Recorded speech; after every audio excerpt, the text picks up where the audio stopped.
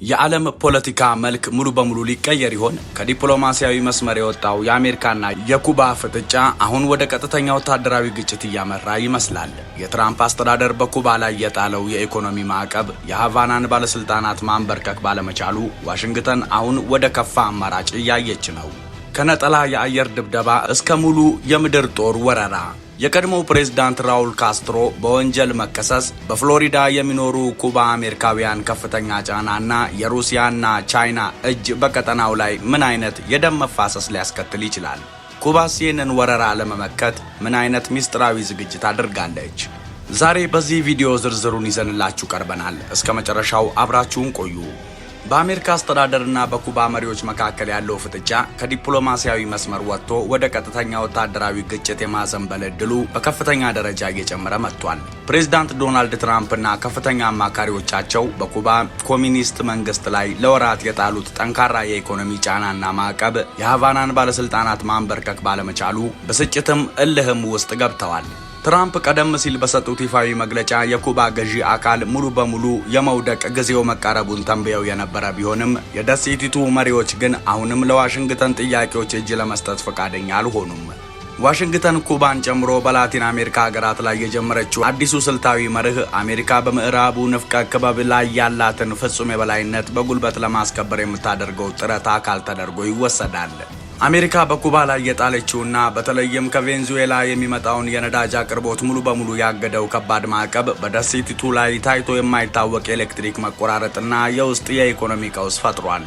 በዚህ የነዳጅ እጥረት ምክንያት የኩባ መንግስት ትምህርት ቤቶችን ለመዝጋት፣ የሆስፒታሎችን ስራ ለመገደብና የህዝብ ትራንስፖርትን ለማቆም የተገደደ ሲሆን ይህም በሃቫና ጎዳናዎች ላይ ህዝባዊ ተቃውሞዎችን አስነስቷል። ይሁንና ይህ ሁሉ የውስጥ ቀውስና የህዝብ እምቢተኝነት በትራምፕ አስተዳደር እንደሚጠበቅ በቀው የኮሚኒስት ስርዓቱን ወዲያውኑ ሊንድ ወይም ወደ ድርድር ጠረጴዛ ሊያመጣው አልቻለም። በመሆኑም የዋሽንግተን የፖሊሲ አውጪዎች አሁን ላይ ከኢኮኖሚ ማዕቀብ ባለፈ በኩባ ላይ ቀጥተኛ ወታደራዊ እርምጃ የመውሰድ አማራጭን ይበልጥ በቁም ነገር ማየት መጀመራቸውን የፖለቲኮ ምንጮች ያረጋግጣሉ።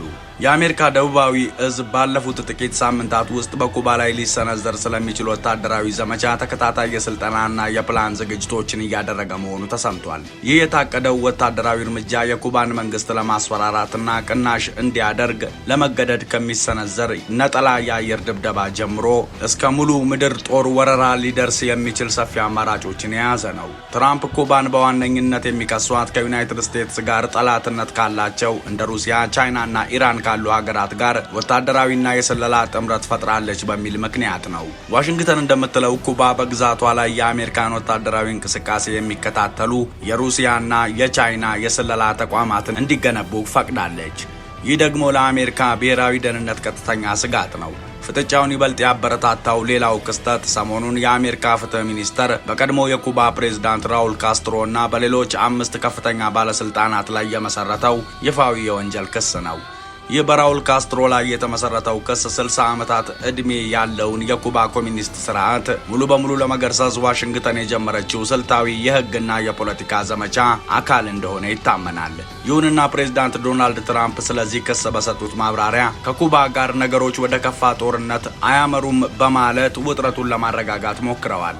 ነገር ግን የትራምፕ የውጭ ጉዳይ ሚኒስትር ማርኮ ሩቢዮ ራሳቸው የኩባ አሜሪካዊ ዝርያ ያላቸው በመሆናቸው በኩባ ላይ የሚከተሉት ፖሊሲ ፍጹም የማቻቻል እድል የሌለውና ጠንካራ መሆኑ ግልጽ ነው። ማርኮ ሩቢዮ የኩባን ነጻነት ቀን ምክንያት በማድረግ ለኩባ ህዝብ በሰጡት የስፓኒሽ ቋንቋ መልእክት የደሴቲቱ የኮሚኒስት ኢኮኖሚ ስርዓት ፈጽሞ የማይሰራና ያከተመለት መሆኑን ተናግረዋል።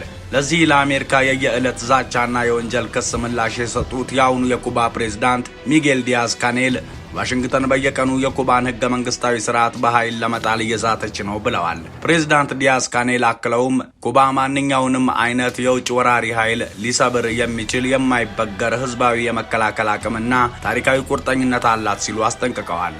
የሃቫና ባለስልጣናት አሜሪካ በራውል ካስትሮ ላይ የመሰረተችውን ክስ ህገወጥ ነው ካሉ በኋላ ዋሽንግተን ራሷ በዓለም ዙሪያ በመቶዎች የሚቆጠሩ ሰዎችን ያለ ህግ የገደለች በመሆኑ ሌላውን የመክሰስ የሞራል ብቃት የላትም ሲሉ አጣጥለውታል።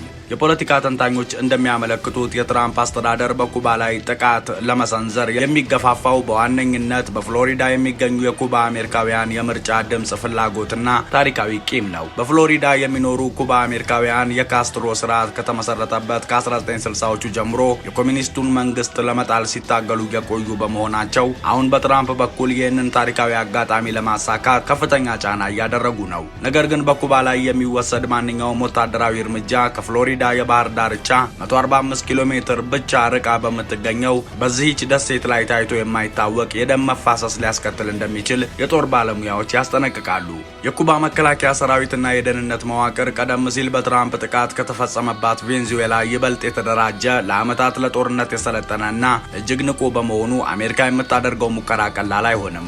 በተጨማሪም በኩባ ላይ የሚሰነዘር ጥቃት በደሴቲቱ ላይ ወታደራዊ ይዞታ ያላቸውን እንደ ሩሲያና ቻይና ያሉ የዓለማችን ሀያላን ሀገራትን በቀጥታ ወደ ግጭቱ ሊያስገባቸው የሚችል እጅግ አደገኛ የዓለም ቀውስ የመፍጠር እድል አለው። ኩባ በአሁኑ ወቅት የሰው አልባ ድሮኖችን የማምረት አቅሟን እያሳደገች መሆኑና የአሜሪካን ወታደራዊ ተቋማትን በስለላ መረቧ ውስጥ ማካተቷ ዋሽንግተን ቀድማ እርምጃ እንድትወስድ የሚያደርጋት ሌላኛው ግፊት ነው። የአሜሪካ የፖለቲካ ክበቦች ይህንን ዘመቻ የሞንሮ ዶክትሪን አዲስ ማሻሻያ አድርገው የሚወስዱት ሲሆን ይህም አሜሪካ በጓሮዋ ባሉ ሀገራት ላይ ያላትን ፍላጎት በጉልበት የማስከበር መብት እንዳላት የሚያሳይ ነው። ይሁንና አብዛኛው የዓለም ማህበረሰብና የተባበሩት መንግስታት ድርጅት አሜሪካ በአንድዮሽ ውሳኔ በሉዓላዊ ሀገራት ላይ የምታደርገውን ወታደራዊ ጣልቃ ገብነት በቀጠናው ላይ ታላቅ አለመረጋጋት የሚፈጥር በመሆኑ አጥብቀው ይቃወሙታል። ይህ በእንዲህ እንዳለ የትራምፕ አስተዳደር የኩባን ስርዓት ለመለወጥ ያለው ቁርጠኝነት በቀጣዮቹ ወራት የምዕራቡን ንፍቀ ክበብ ወደ ከፋ ወታደራዊ ቀውስ ሊመራው የሚችልና የዓለምን ፖለቲካዊ መልክ ሙሉ በሙሉ የሚቀይር ስጋት ነው ተብሎ ተገምቷል። የሞንሮ ዶክትሪን አዲሱ ማሻሻያ የምዕራቡን ንፍቀ ክበብ ወደ ከፋ ወታደራዊ ቀውስ ሊመራው እንደሚችል የፖለቲካ ተንታኞች ያስጠነቅቃሉ። ታዲያ በአሜሪካና በኩባ መካከል ያለው ይህ ፍጥጫ ወዴት የሚያመራ ይመስላችኋል? አሜሪካ በሉዓላዊት ሀገር ላይ የምታደርገው ወታደራዊ ጣልቃ ገብነትስ ተቀባይነት አለው? የእናንተን አስተያየት ከታች በኮሜንት መስጫው ላይ ያካፍሉን። ቪዲዮውን ከወደዱት ላይክ ማድረግ እንዳይረሱ። እንደዚህ ያሉ ወቅታዊና ጥልቅ የፖለቲካ ትንታኔዎች በፍጥነት እንዲደርሷችሁ ቻናላችንን ሰብስክራይብ በማድረግ የደወል ምልክቷን ይጫኑ። በሚቀጥለው ቪዲዮ እስከምንገናኝ ሰላም ቆዩልን። ሰላም በምድራችን ላይ ይስፈን። ሰላም